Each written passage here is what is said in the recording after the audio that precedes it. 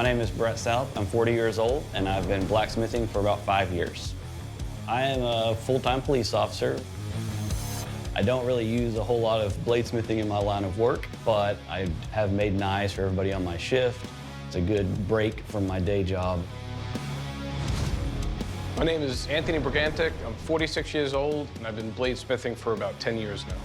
I have 2 daughters, they're 6 and 8, and they're big fans of Forge and Fire. They're worried about me losing, but I told them it's not a loss, it's a lesson. You ready to go? Yes, sir.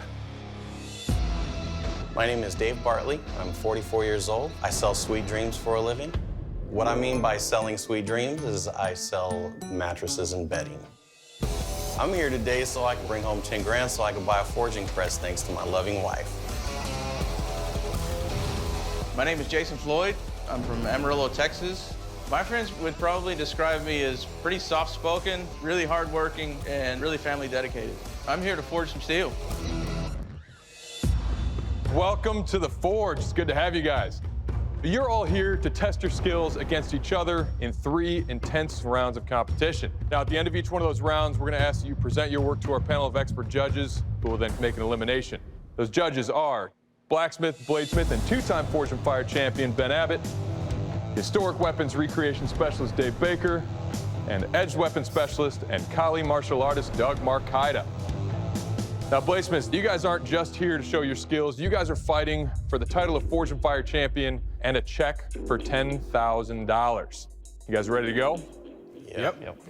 You guys nervous? A tiny bit? I'm awestruck with the stars on the stage. I apologize. Now, guys, today in the Forge, we're going to be paying tribute to some shadow warriors whose history is shrouded in a bit of mystery and legend. I'm talking about none other than the ninja. Now, the ninja is known in pop culture to be masters of the martial arts, be deadly warriors, and operate at a high level with an arsenal of weaponry. In this first round of competition, we want you to make a blade using these.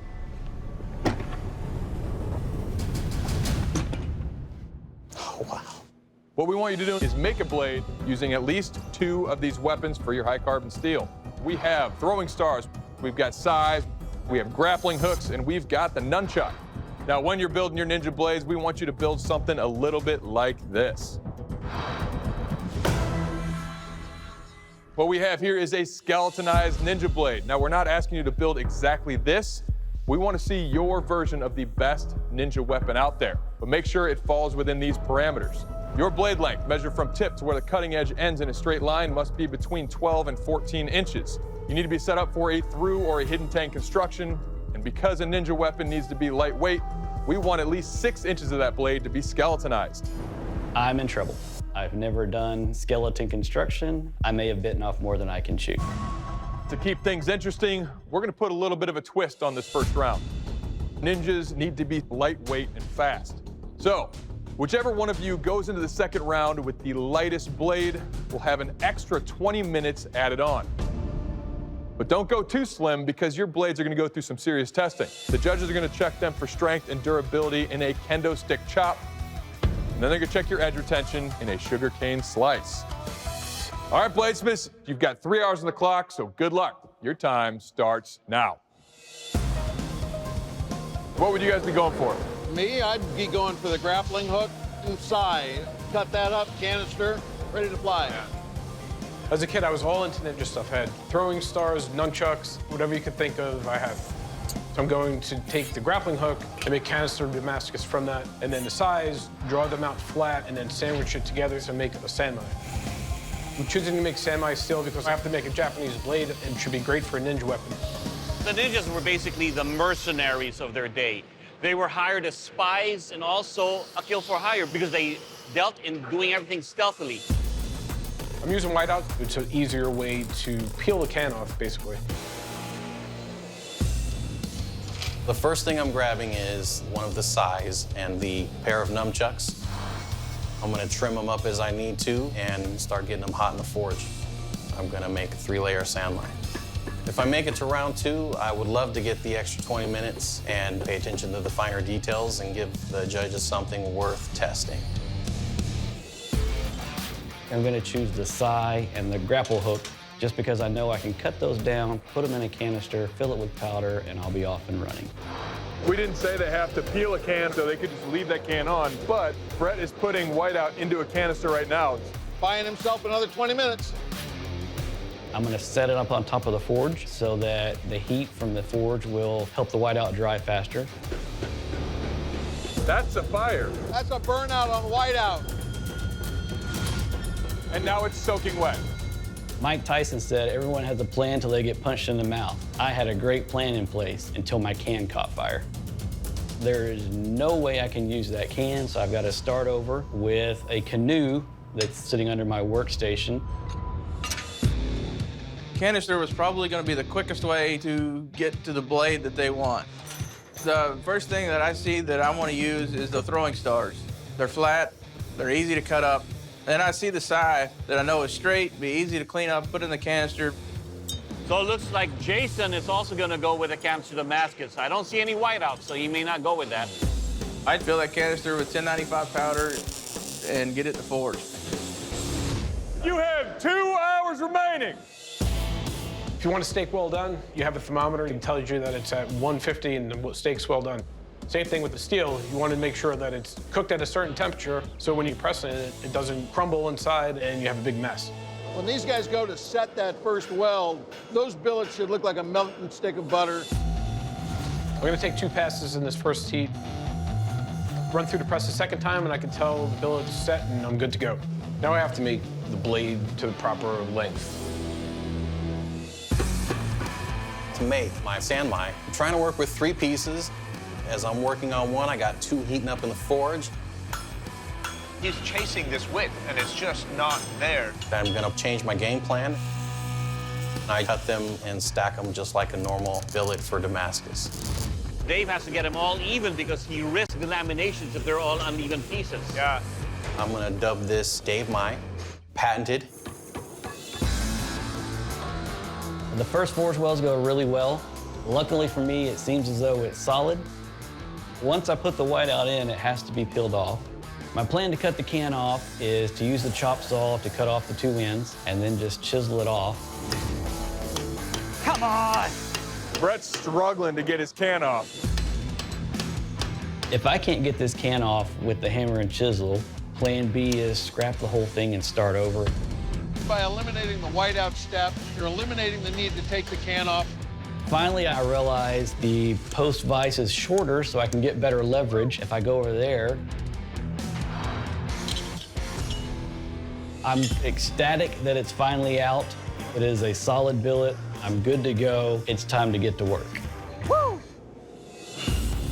I just finished my second pass on the press. Everything's compacted and looks good.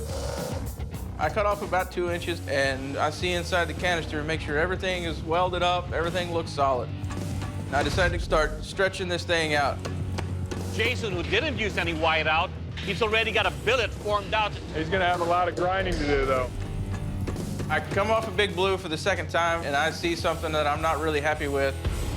It looks like the canister's trying to delam from the billet a little bit, and I was concerned that it might affect all the steel on down from the delam. I didn't want it to cause any problems, so I made another pass on big blue. I come off the hammer, and everything looks like it has closed up, so I'm really relieved and ready to start forging the tip in. All right, guys, you have 1 hour before your critique. Finally got this can open, and I'm like ecstatic that I could go to the next step. And then I still have to make it sand my, press it out, and then shape it into some sort of knife. Anthony, can he get mild steel and jacket it up and just expose the high carbon like a sanmai, like a taco sanmai? No, because Anthony only put the grappling hook into his canister. He needs 2 of the weapons. What he should have done is put the sai in there too. Then he wouldn't have to worry about the sand mine. It's just a whole extra process that's not necessary in a time competition. I got these 3 pieces of steel welded up. Do it.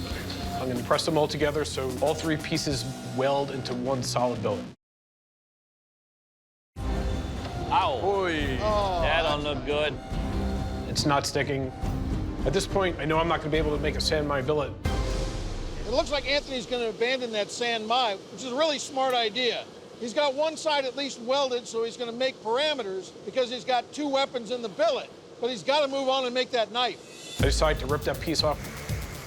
and just go with the flow because I knew the other piece was welded and just try to get every millimeter out of the steel I can to make parameters. Way behind. After I get the tang drilled, I start to make the skeleton in the spine of the blade with a bigger drill bit.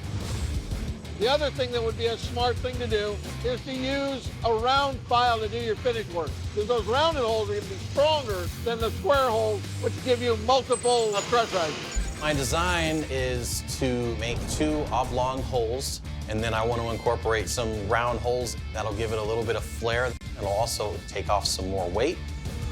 Taking too long. I hope these smiths don't underestimate the amount of time this skeletonizing is going to take. I get it to a nice shape, and now it's back to stuff I've never done before. I have never made a skeletonized blade. I'm just doing my best to make it as close to the example with putting my own little spin on it. So Brett has one long rectangular hole. The idea of skeletonization is to have some skeleton. So just one hole doesn't really give you the lines, the skeleton part. It also doesn't give you the support that skeletonizing should give you. I finally get to 6.5 inches, and I say, that's it, I'm moving on. I typically make hunters and buoys. So I'm drawing a 13-inch blade with kind of an upswept tip and a little bit of a sway back in the design just for a little bit of design flair. All right, Jason's going for a skeletonizing with the angle grinder too. I get the second slot cut and drill out the corners of those holes and get them rounded out. That way I don't have to worry about a stress crack. I'm ready to start getting everything shaped out. All right, guys, you've got 30 minutes left on the clock. I finally get that skeletonized hole, and I eyeballed it. I think I got a little bit more than 6 inches, and I'm over to the grinder to get this thing looking like a knife. The blade I'm making is a tonto knife. I made a smaller version of one of these for my daughter in the past. At the grinder, I'm like, wow, this thing's actually taking shape. But I have to quench this because we're running out of time. When the blade's this thin and it has one piece of sanmai on the other side, pulling it after you quench it, and you're kind of destined for a warp. All right, Anthony's quenched. And of course, is a warp. I'm gonna put it in a vise, and hopefully that straightens it out. I'm able to get the warp out somewhat, and I go up to the grinder. And I think it has a chance. I don't want to quench when the blade is bright yellow. I want to avoid fireballs at all costs because I need this beard. It's part of me. Dave quenched on a little on the hot side. Yeah. When I pull it out, my heart sinks. And it's warped. I put it in a vise with some angle iron and give it about 20 seconds and it's all good, man. I'm at the grinder feeling really good. I kind of look down and I notice that the blade's warped again. I got some of the warp out, but there's still some to take out. Jason just quenched. But he does not have a straightening jig set up. He's just going straight over to the vise. The knife looks fantastic. I kind of get everything centered. I'm getting the edge closer to where I want it. And I go into the acid etch, and I hear a ping. The blade's cracked. It's about 1.5 inches from the tip, and I'm sick. There's really nothing I can do about it but roll with what I've got. I pull it out of the oil. It's got a slight warp to it, so I have to go in for a second quench. What happens when you do a lot of quenches is you start growing your grain size, and it just gets a little worse every time. The warp is somehow gotten worse. If it doesn't work the first time, chances are it won't work the second or the third. I really, really, really don't want to do it, but I'm gonna have to go in for a third quench. I come out the third time. It is full-on banana, and I've got to go back in for a fourth because I got to get a straight blade. Oh. Back in the fire for Brett. Whoa. What did he do? He's got 2.5 minutes. And whatever happens on this one happens. I am absolutely terrified that I'm going home. 5, 4, 3, 2, 1. Put down your tools. This round is over. I look down, and this crack is bad. That was not a small mistake. I'm devastated. All right, bladesmiths, in the first 3 hours of this competition, you guys took your throwing stars, your sais, your nunchucks, and turned them into blades. But the time has come for the first critique and elimination. Dave, you're up first. Please present your work. Hi, Dave. I like the profile of it. Looking at your welds, it's good and solid, so I think you did a good job with those welds. Your skeletonization is good looking and also works. This is a nice light blade. Nice job. Thank you. All right, Jason, you ready? Yes, sir. Please present your work. All right, Jason, cool profile. You're skeletonized. You got this kind of trailing point to it, but there's a couple issues going on. You have a decided warp. And then up here at the tip, you've got a crack. Got plenty of mass here to deal with, which is great. So those two items are your big issue. Brett, you ready? Yes, sir. Please present your work. All right, let's talk about your blade here. I like the profile that you have going here. You quenched about, what, 4 times? Yeah. In that last minute quench, you had us going over there, but you were able to do that. But what gives me pause is this area where we skeletonized that. Because we test hard here, you should think about giving some kind of support in this area because this is the area where the impact's gonna happen, but good job. Thank you. Anthony, you're up next. You ready? I am. Please present your work. All right, Anthony, this is a really light blade, but there's some issues. There's a decided warp. I'm looking at your skeletonization, and I gotta check. Oh, man, you're only at about 5 1/4 inches. You came in short on this parameter. All right, Anthony, you were able to ultimately turn in a blade, but unfortunately, you did miss the length of the skeletonization we were looking for. So for that reason, I'm gonna have to ask you to please step off the forge floor. Understand. Thank you very much. Thank you, Anthony. Awesome effort, Anthony. I thought it was 6 inches, but I just measured it too quick because I was running out of time, but it's all good. Even though I'm going home, I was able to turn in a functional blade. As a lesson to my kids, never give up and do what you love. Well, gentlemen, congratulations. The 3 of you guys made it through the first round. Now you're going to the second round of our competition where we're gonna ask you to add handles to your blades as well as fix any issues that the judges brought up. The pantry is open for your handle material, but we ask that you add a skeletonized circular guard to your blades. As you guys know, the lightest blade going into the second round gets an extra 20 minutes. The time has come to find out who that is. Brett, you ready? Ready as I'm gonna be. Put it up on the scale, bud. You are at 1 pound, 2 ounces. Dave, you're up next. All right, you are looking at 10 ounces. You are current leader. All right, Jason, you're up. You think you can beat 10 ounces? No.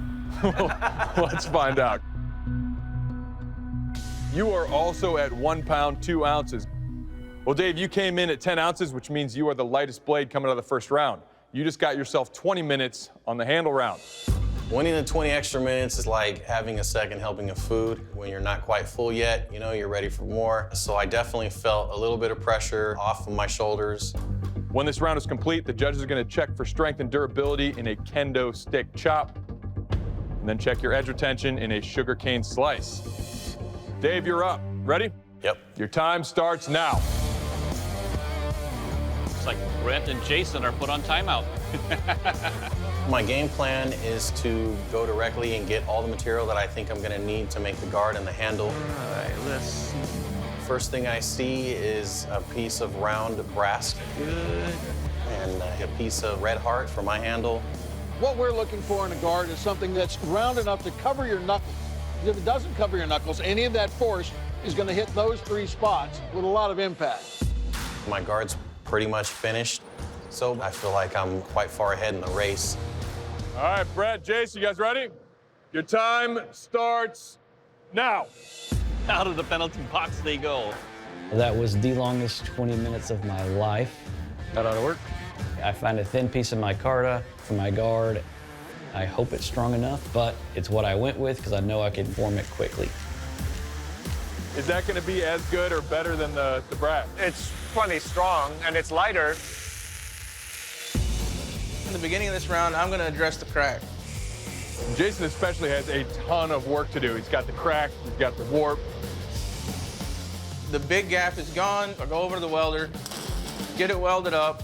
The next thing that on my list is try to get as much of this warp out as I can. So I grabbed the epoxy rig, I put a wet rag in the post vise, trying to preserve the hardness on the edge. I tried to straighten it as much as I can. So I'm gonna stop where I'm at with the warp, and I've got to move on and start getting the handle mounted. I'm trying to clean up my bevels, and I feel something that feels like the belt grabbed and kind of yanked my blade down a little bit. Oh no! The actual blade cracked. Son of a bitch. Oh, my goodness. It just broke. I feel like I'm done.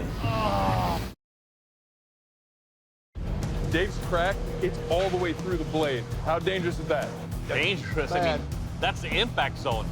When I was grinding in the bevels, probably just induced a stress crack, and then it just compounded. I know I can weld it. It is the only solution at the time. Welding! His only option is either to open that crack up and fill it with weld, or to weld over the top of it. Thankfully, I don't hear any more cracks. All right. Now I've got to address the giant gaping hole that is the skeletonization of my blade. I grabbed some rebar out of the mild steel bucket and I cut off a little piece of the rebar. It took a couple of tries to get it to fit perfectly, but I finally got it to fit in that little gap. Jason just started working on his handle. I get holes drilled in the top of the wood and start trying to connect them. My blade slides all the way in like I want it to, but I've drilled out a little more than I need to on the sides. It's a little bit loose. My guard could rattle loose, my handle could come to pieces. I'm gonna have to just fill it with epoxy and hope it holds. How does it go? I've made hidden tangs before. The most tricky thing is making sure the fit is nice and tight. Be a little bit faster if I could just do a burn-in. We haven't had a burn-through attempt in a long time. Not a lot of successful ones either, but we miss it. Shove it onto the tang, and I feel it drop down a couple of millimeters at least. It's not sinking down all the way, meeting the guard. So I'm kind of getting worried at that point. The problem is he pushes down on that, all that ash just stays up in there. And that ash isn't gonna burn again, so you're just compacting stuff. I'm not going to give up. I'm going to finish what I started. And I just give it one whack on the table, and it's really hard to get off, and that's a good sign. Who needs epoxy? All right, guys, you're down to 30 minutes. I fill the hole, stick my guard on the blade, pin goes through, everything's working out like it's supposed to. I'm not gonna spend a whole lot of time putting any kind of shape into it. I just want it to be functional. I get the handle shaped up. As I'm looking down on it, I see one little spot where I've ground through the handle. What else could go wrong? It's not all the way down to the steel. I don't have enough time to fix the handle. I'm gonna live with it and hope for the best. 5, 4, 3, 2, 1. Bladesmiths, turn off your machines, put down your tools. This round is officially over. I'm most worried about my blade breaking.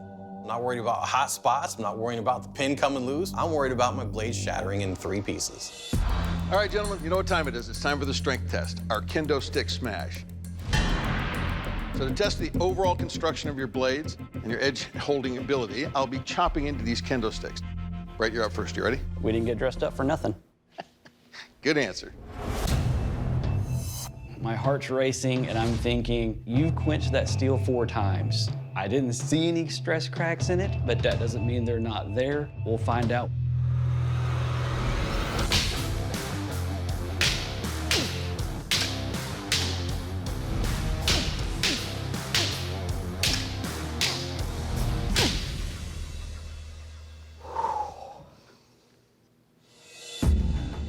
All right, Brett. There's a teeny little chip up here on the tip of your blade, but your edge is perfect. Your reinforcement that you gave right there, I think you might have ground through that weld because it looks like that weld popped. But the weight on this is really, really nice. It's a very light, fast blade. Nicely done. Thank you. Dave, you ready to play? Absolutely not. I'm freaking out inside. I know the welds aren't as strong as a solid piece of steel, so I'm just really hoping that it's not going to snap in half.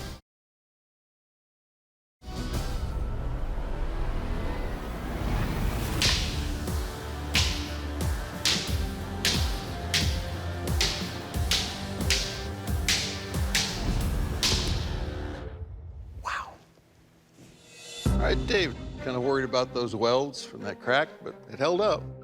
Couple of issues. 1/4-inch chunk of blade right there. It's just chipped right out. The edge is kind of rolled over in a couple places, but it is still in one piece. All in all, I think you did a great job. Thanks. All right, Jason, your turn. Get after it. I have the crack that I've had to deal with. It still has the warp. I'm thinking when they go to chop, it's gonna shatter.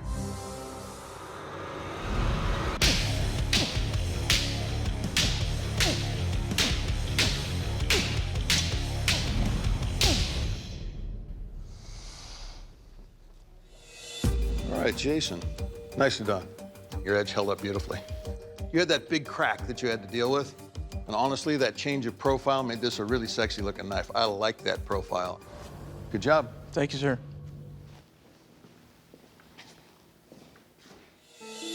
All right, bladesmiths. This is the sharpness test, the sugarcane slice. Bet you're up first. You ready? Ready. All right, let's try it.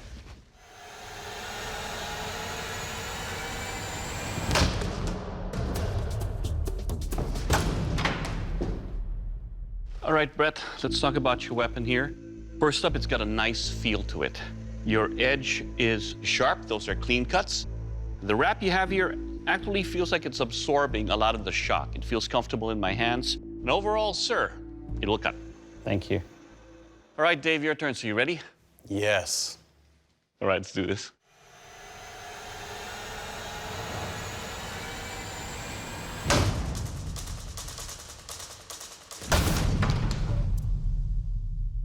All right, Dave, let's talk about your skeleton knife ninja weapon here. First up, your handle. I really like the way you put the grooves in there, and it fits my hand nicely. I really like the way you skeletonized it, and it cuts on these sugar canes. Overall, sir, your weapon, it will cut. Thank you. All right, Jason, your turn. So you ready? Yes, sir. Let's do this.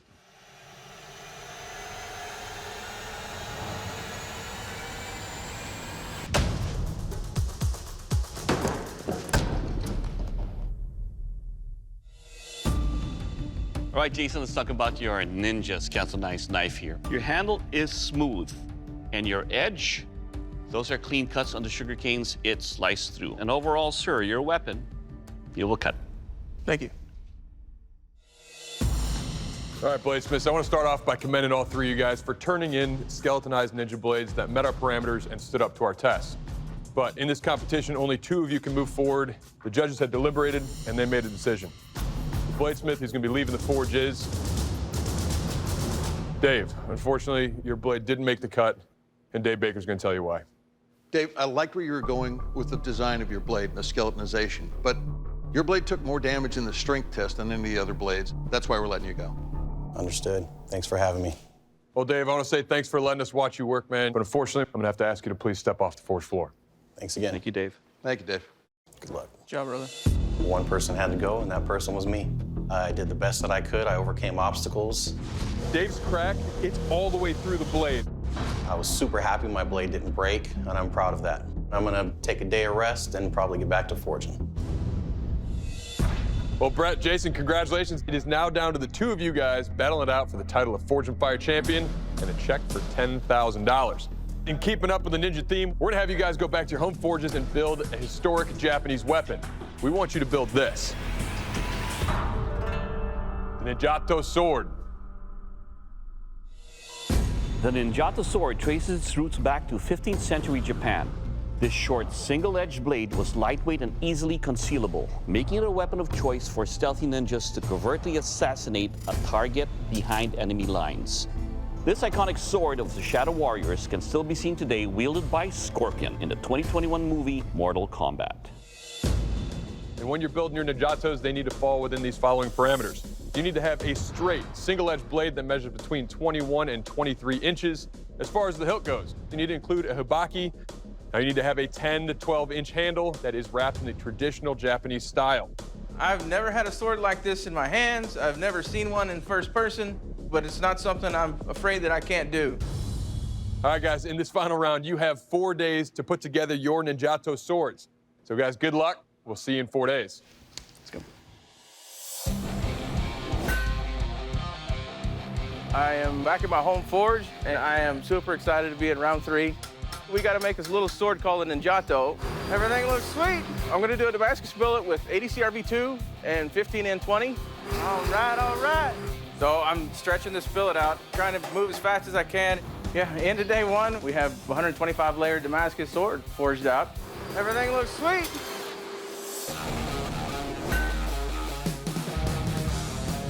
All right, we've got different size ball bearings here. I'm hoping to create a pretty cool little pattern. I'm planning to make a canister. I'm pressing down on the canister and my welds fail. That's not a good sign. I see ball bearings right there. So that end has not forge welded. Hopefully the whole billet doesn't look like that. We're bordering on the panic mode at this point. I've just got to get something made so that I can move on with this build. Started over with some low-layer Damascus. I know at this point I'm in trouble, and if I continue down this hole, I'm going to be going down a rabbit hole that I can't get out of. Started day two, still feeling pretty good, a little bit tired. I've got this little sword where I want it. Now it's time to quench. This is kind of the moment of truth.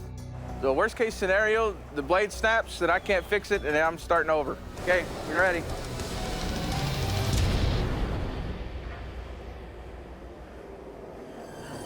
So I'm coming out of the quench, but I see a huge bend in the blade. I'm thinking, crap, I'm not gonna get this thing out of here.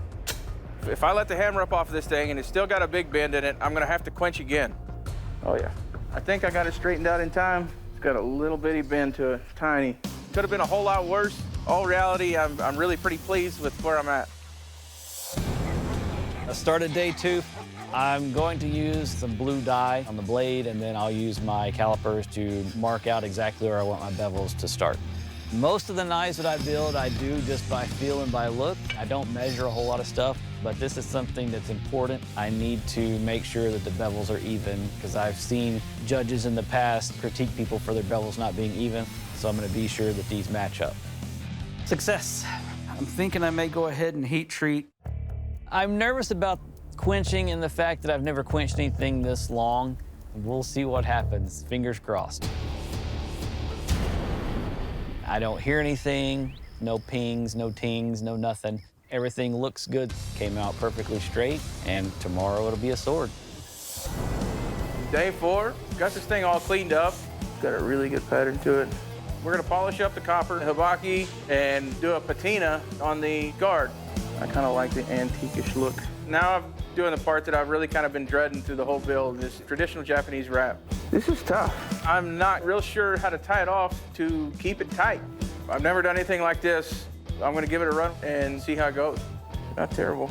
Everything looks really good with it, so we're gonna go with it just like it is and get ready to test this thing. I am finished. I'm relieved. Day four. My wife and daughter came out this morning as I was getting started to wish me good luck on my challenge and set the tone for the day to start smoothly. I'm not exactly sure what a traditional handle wrap is, so I'm gonna go with one that I think I can pull off and hope for the best. Done. I am excited about the sword. It was fun to build and it was a challenge, and I'm glad the challenge is over. Well, bladesmiths, welcome back to the Forge, guys. It's good to see you. So we gave you 4 days to work at your home forges on your Ninjato swords, and they look like stealthy killers. But before we get into testing to find out which one of you guys is going home with the win and a check for $10,000, I want to hear about them. So, Brett, how'd it go for you? It went really well. We ended up with a low-layer Damascus over an 80 CRV2 core, Brazilian teak on the handle wrapped in the traditional Stingray. It looks great. Jason, how about you? How'd it go? I went good. I did 125 layers of Damascus, 80 CRV2 over 15N20, copper hibaki with a mild steel guard, and Bolivian rosewood on the handle. Well, guys, we only have one way we know how to find out which one of you guys is going home with the title of Fortune Fire Champion and that check for $10,000. So we've got a sharpness test, we got a strength test, and up first, the kill. Doug?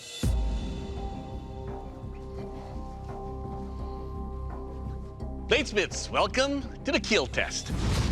It's time to find out how lethal your weapons are. To find it out, I'll deliver some lethal blows on this big carcass. Brett, you're up first. You ready for this? I'm ready. Let's do this. That's a really big pig. My blade could break if I hit the hard bones in that carcass. We'll find out.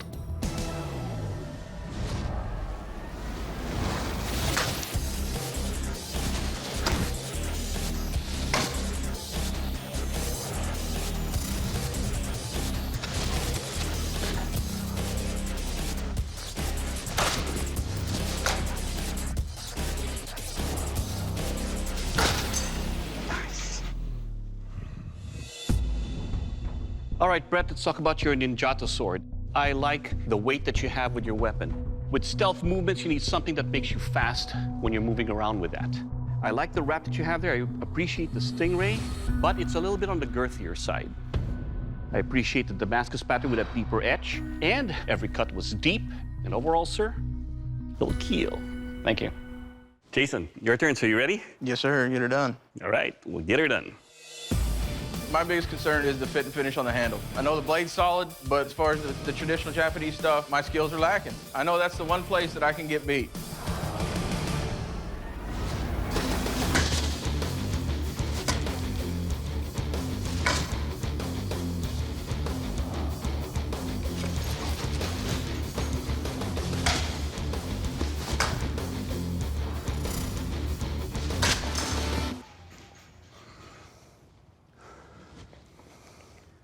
All right, Jason, let's talk about your Ninjato sword here. First up, the handle construction. It is also on the girthier side, but the wrap that you have here is smooth. There are no hot points. At the same time, it's easy to control and hold. Now, I appreciate all those layers that you have there. Now your edge and tip, razor sharp. Very deep cuts on every stab on this big carcass. Overall, sir, your Ninjato sword, it will KEAL. Thank you. Next up, the strength test. Ben?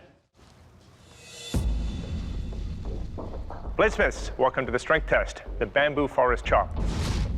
Remember, this test is all about what happens to your swords and not what happens to bamboo. Brett, you're up first. You ready? Yes, sir. Bamboo is one of the tests that I was afraid they were going to do. I have no idea if it's going to survive.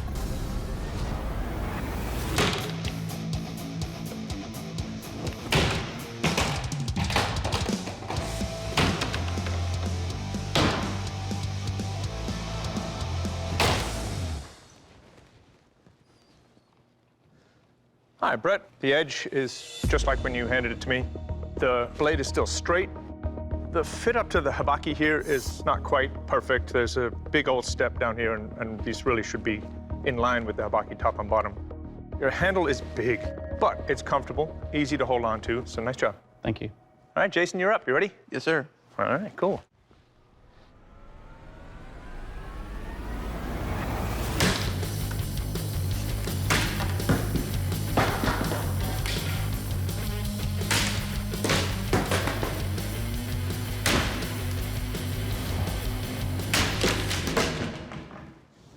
Very nice. Hi, Jason. Your edge is untouched by the bamboo, as is the straightness of your sword. It's still dead straight. Habaki fit up is mostly there. It's just a little bit of a shoulder at the top. Your handle, subtly oversized, but comfortable enough to swing. All in all, nice job. Thank you. All right, bladesmiths, welcome to the sharpness test. The banner slice. To find out how sharp your swords are, I'm gonna cut through this banner. Brett, you're up. You ready for this? Ready.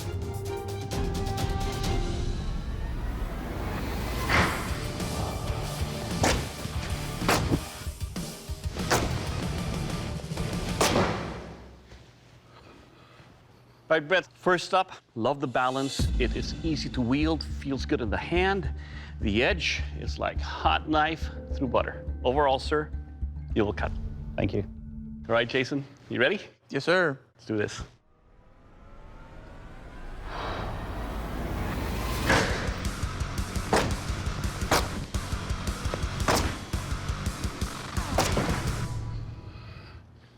All right, Jason, it's a very light, stealthy weapon. It's easy to handle, and it slices nicely. Overall, sir, it will cut. Thank you, sir.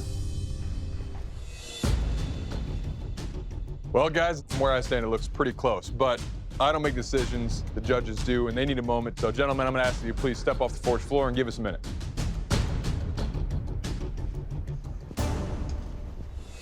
Guys, from where I stand, this looks about as close as it gets, but you guys do have a decision to make. So, Doug, what do you think?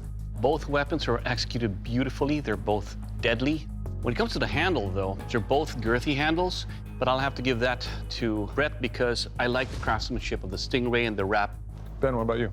Jason's blade, the fit of the habaki is pretty much in line, whereas Brett's is a huge step between the habaki and the blade.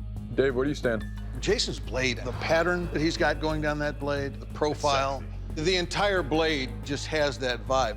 So Brett's blade, he's got a nice pattern on there, but if you look at it, you can see a lot of sanding and file marks. Dave, you made your decision? Yeah. Ben? Yes, I am. How about you, Doug? Yes. All right, guys, we'll call him in. They're getting ready to announce the Forged and Fire champion. My freaking stomach is in my throat. All right, guys, the judges have made a decision. Today's Forged and Fire champion is Jason. Congratulations. Now, Brett, you made a beautiful blade, but unfortunately, your blade didn't make the cut, and Doug's going to tell you why. Brett, both of you knocked it out of the park. Flawless work on your Ninjatos. But we had to take a closer look at these swords, and Jason's just has cleaner lines from the blade to the habaki, and it's just that reason why you didn't make it today. Well, Brett, I want to say thank you for letting us watch you work, but unfortunately, your time in this competition has ended. I'm going to have to ask you to please step off the forge floor. Good job, Brett. It came down to just losing to a better smith. So, no regrets, made it farther than I thought I would. When I go home, the first thing I'm probably gonna do is kiss my wife and daughter, and then probably take a nap. Jason, you just won $10,000 and the title of Forged and Fire champion. I'm a canister waiting to go off, man. Man, I just won Forged and Fire. Thank you all a bunch. I had a blast. Coming from round one, having a massive failure. Up here at the tip, you got a crack. Being able to fight back and make it all the way, it's been a hell of a journey. I'd do it again in a minute. I can't believe I'm actually the Forged and Fire champion.